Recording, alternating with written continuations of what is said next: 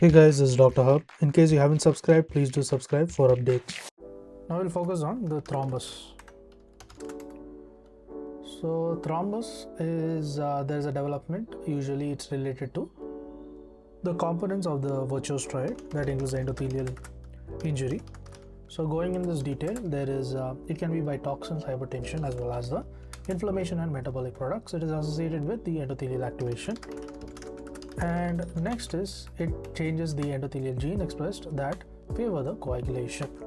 So it changes the endothelial gene expression that favor the coagulation. Now let's look at the abnormal blood flow.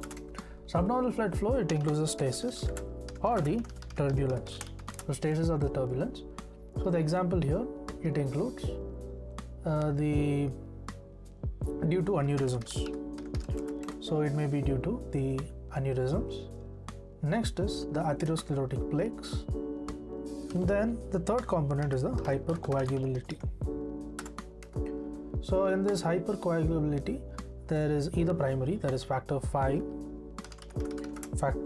lead-in, then increase in the prothrombin synthesis, antithrombin 3 deficiency.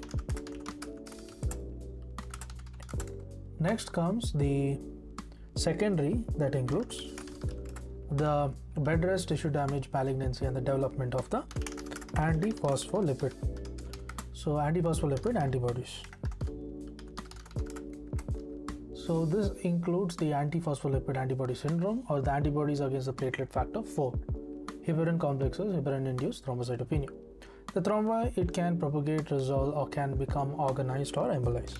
So it may be embolized, or it can organize as well as embolize. Then the thrombosis, it causes the tissue injury by the local valvular occlusion. So there can be local valvular occlusion, and this is by the distal embolization. There is distal embolization. To learn and grow daily like this, please do subscribe.